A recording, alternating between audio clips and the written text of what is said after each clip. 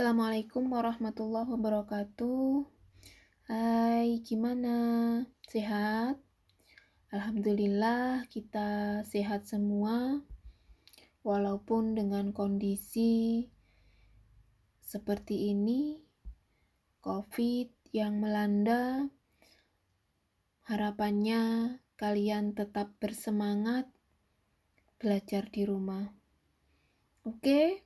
Sebelum kita mulai pembelajaran hari ini, marilah kita berdoa agar COVID segera berlalu, kita bisa belajar dan bertatap muka, kita semua sehat semua, ilmu yang kalian dapatkan barokah. Silahkan berdoa menurut agama dan keyakinan kalian masing-masing. Berdoa mulai.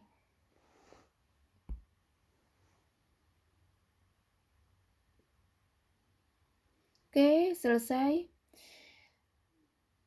Kita lanjutkan materi yang kemarin. Jadi kemarin kita sudah membahas mengenai materi dan perubahannya. Materi itu apa? Berdasarkan wujud zatnya bagaimana? Ada 3, apa saja? Ya, sudah kita bahas di pertemuan yang kemarin. Sifat-sifatnya, baik itu sifat fisika, kimia, intensif dan ekstensif, bahkan sampai pada pembahasan perubahannya. Perubahan materi itu ada 2, yaitu perubahan fisika dan perubahan kimia. Sudah kita pelajari di pertemuan kemarin, bahwa kalau perubahan fisika tidak menghasilkan zat baru, kalau perubahan kimia menghasilkan zat baru, itu intinya. Nah, untuk kali ini kita membahas mengenai klasifikasi materi. Jadi pada dasarnya materi-materi itu dikelompokkan sebagaimana bagan yang sudah saya tulis di sini. Jadi materi pada dasarnya dibagi menjadi 2, yaitu zat tunggal dan campuran. Kemudian zat tunggal dibagi menjadi 2 lagi, unsur dan senyawa. Sedangkan campuran dibagi menjadi 2, homogen dan heterogen. Sedangkan unsur itu dibagi jadi unsur logam dan unsur non-logam. Sedangkan senyawa itu terdiri dari senyawa organik dan anorganik. Tuh ya, jadi kita bahas satu persatu klasifikasi materi yang ada pada bagan ini. Materi. Untuk pertemuan kemarin kita sudah bahas ini. Masih ada yang ingat materi itu apa? Ya, jadi materi itu pada dasarnya adalah segala sesuatu yang ada di sekitar kita yang mempunyai massa dan menempati ruang. Itu disebut dengan materi. Materi dibagi menjadi 2, yaitu zat tunggal dan campuran. Nah, kita bahas dulu yang sebelah sini, zat tunggal ya. Zat tunggal itu adalah zat yang seluruh bagiannya memiliki sifat dan komposisi yang sama. Itu disebut dengan zat tunggal. Atau biasanya kita lebih mudah menyebutnya zat tunggal itu adalah zat yang terdiri dari satu materi yang komposisi penyusunannya sama ya, perlu diingat. Zat tunggal itu bisa contohnya air, oksigen, gula, garam, itu termasuk zat tunggal. Nah, zat tunggal itu pada dasarnya dibagi menjadi 2, yaitu unsur dan senyawa. Unsur itu adalah zat tunggal yang paling sederhana dari materi yang tidak dapat diuraikan lagi menjadi zat yang lebih sederhana. Itu disebut dengan unsur. Dan senyawa itu adalah zat tunggal yang tersusun dari penggabungan beberapa unsur melalui reaksi kimia yang sifat unsurnya atau yang sifat unsur penyusunnya berbeda. Itu disebut dengan senyawa. Jadi kalau saya lebih mudah mengingatnya bahwa unsur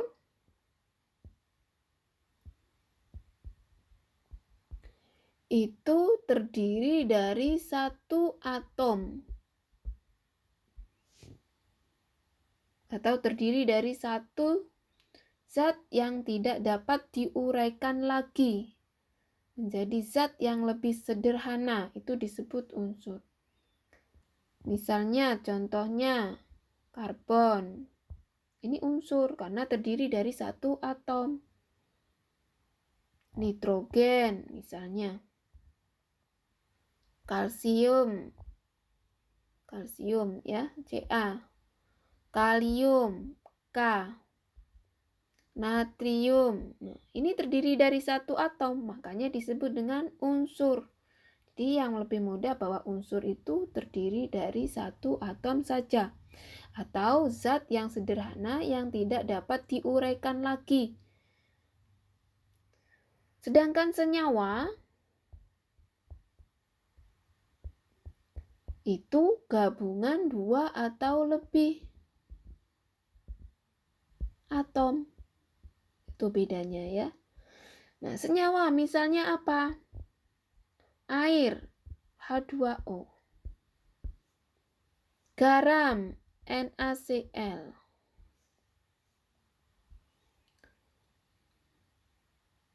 Atau apalagi?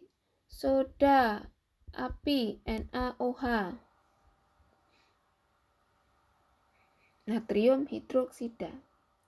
H2O terdiri dari atom oksigen dan 2 atom hidrogen. Jadi terdiri dari 3 atom. Kalau terdiri dari 2 atau lebih atom, maka disebut senyawa. Jelas ya? Garam, NaCl, terdiri dari 1 atom natrium dan 1 atom klor. Berarti terdiri dari 2 atom, berarti termasuk senyawa. NaOH terdiri dari 1 atom natrium, 1 atom oksigen, 1 atom hidrogen. Terdiri dari 3 atom. Berarti NaOH termasuk senyawa. Nah, itu mungkin yang bisa menjelaskan lebih mudah untuk dipahami seperti ini. Perbedaan antara unsur dengan senyawa. Jelas ya? Kalau kurang jelas nanti ditanyakan di komen. Kita lanjutkan bahwa unsur itu pada dasarnya dibagi menjadi 2, yaitu unsur apa? Logam dan unsur non-logam.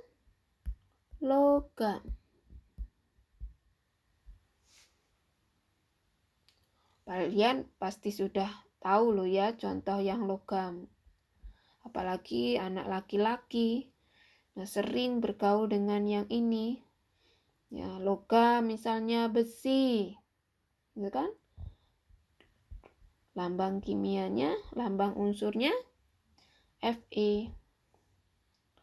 Tembaga Cu. Seng itu lambangnya Zn. Nikel lambangnya Ni. Itu contoh-contoh logam. Yang non-logam lebih mudah lagi. Karbon C lambangnya. Oksigen yang kita hirup lambangnya O. Kemudian nitrogen. Kemudian belerang misalnya S. Itu contoh antara logam dan non-logam.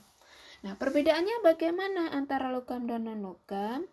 Kalian sudah harus ingat lagi, ini materi SMP ya. Jadi bahwa unsur logam itu ciri-cirinya kalau logam biasanya apa? Berwarna putih mengkilap. Atau biasanya permukaannya itu mengkilap seperti itu ya. Kemudian halus, mempunyai titik lebur yang rendah, dapat menghantarkan arus listrik. Sedangkan yang non-logam bagaimana? Biasanya permukaannya kasar, tidak mengkilap, rapuh, tidak dapat ditempa. Sedangkan yang logam tadi dapat ditempa. Kemudian yang non-logam merupakan penghantar listrik yang buruk. Tuh. Ini materi yang seperti ini harus kamu baca lagi. Nah, di SMP sudah pernah diajarkan. Itu ya, perbedaan antara unsur senyawa, terus unsur logam dan non-logam. Kemudian untuk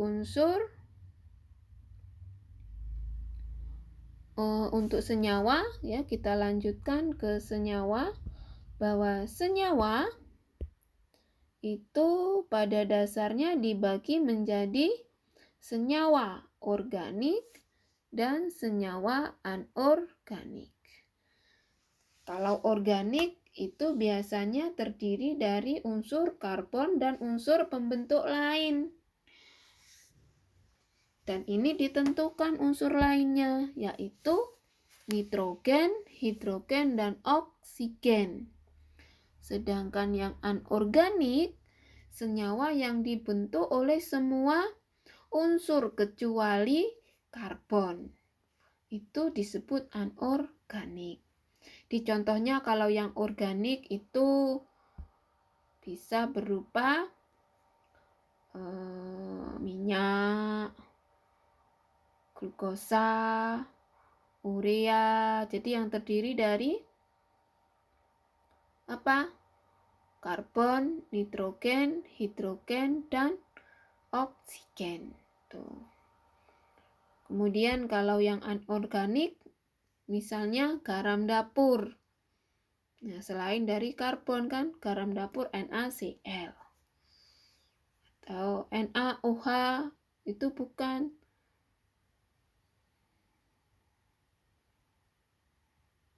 Termasuk yang anorganik karena terdiri dari natrium, oksigen, dan hidrogen. Tidak ada karbon berarti termasuk anorganik.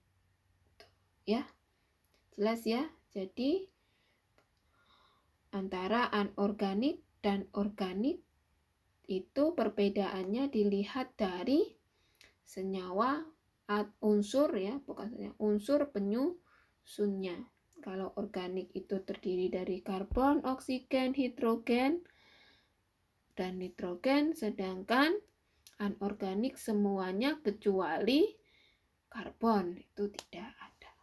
Jelas ya antara organik dan anorganik. Zat tunggal sudah selesai dan saya yakin kalian sudah paham, tapi kalau misalnya belum paham silahkan menuliskan di komen dari mana, materi yang mana yang kalian belum paham. Kita lanjutkan pembahasan campuran. Di campuran pada dasarnya dibagi menjadi dua, yaitu campuran homogen dan campuran heterogen. Campuran homogen itu adalah suatu campuran yang terdiri dari dua komponen yang mempunyai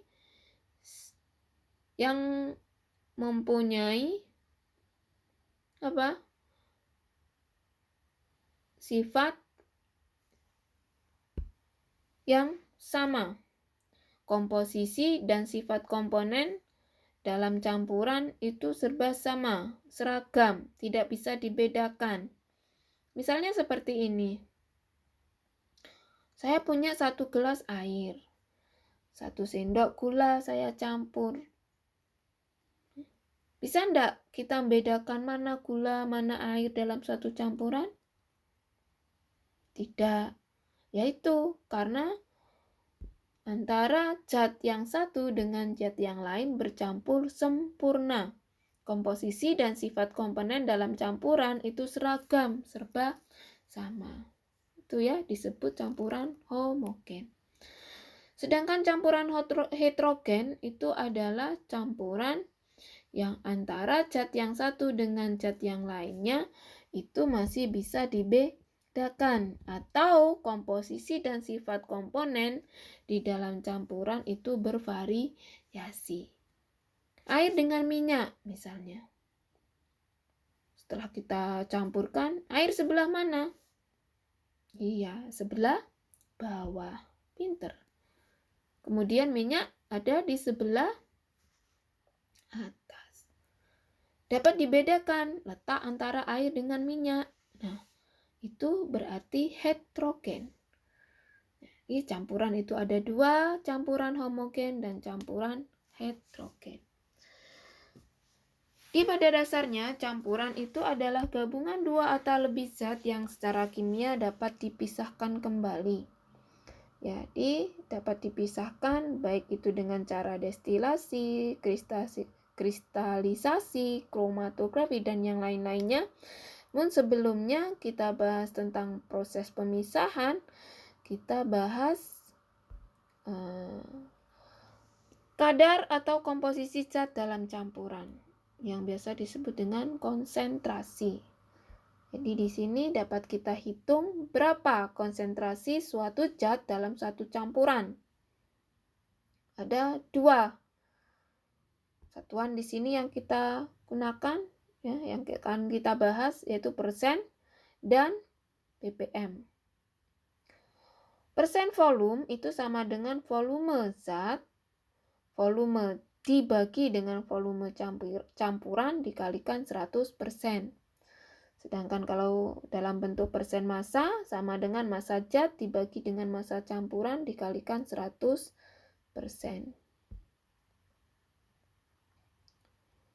Kemudian kalau dalam bentuk ppm atau bpc, ppm volume sama dengan volume zat dibagi dengan volume campuran dikalikan 10 pangkat 6.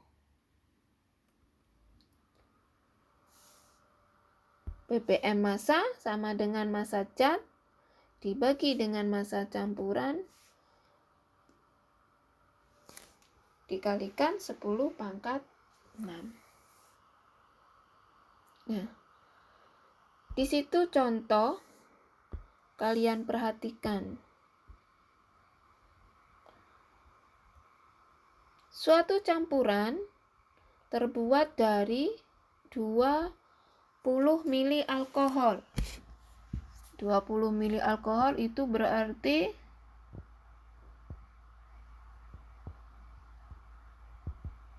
volume alkohol 20 mili dengan 100 mili air. Alkohol ini air 100 mili. Berapa persen kadar alkohol dalam campuran? Yang ditanyakan adalah persen campuran.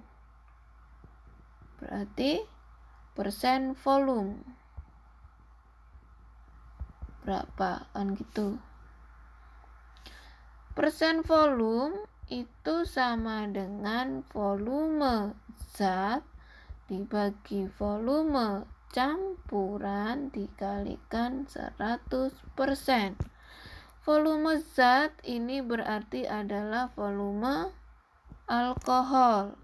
Campuran ini berarti alkohol plus air.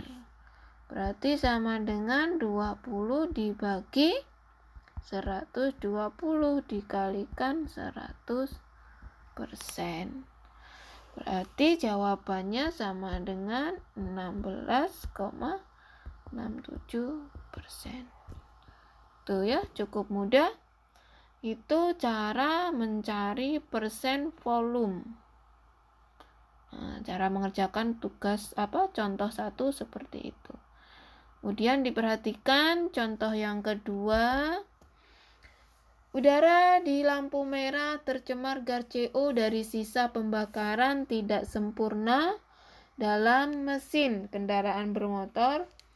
Jika dalam 2 liter udara terdapat 4 mili gas CO, berapa ppm kadar CO? Nah, CO-nya di situ 4 mili. Sedangkan volume campuran udara dalam udara itu 200 liter. Jadikan mili berarti 20 dikalikan 1000 berarti 20.000. Jadi langsung saja berarti untuk contoh yang kedua ya langsung berarti ppm volume sama dengan yang tadi miliknya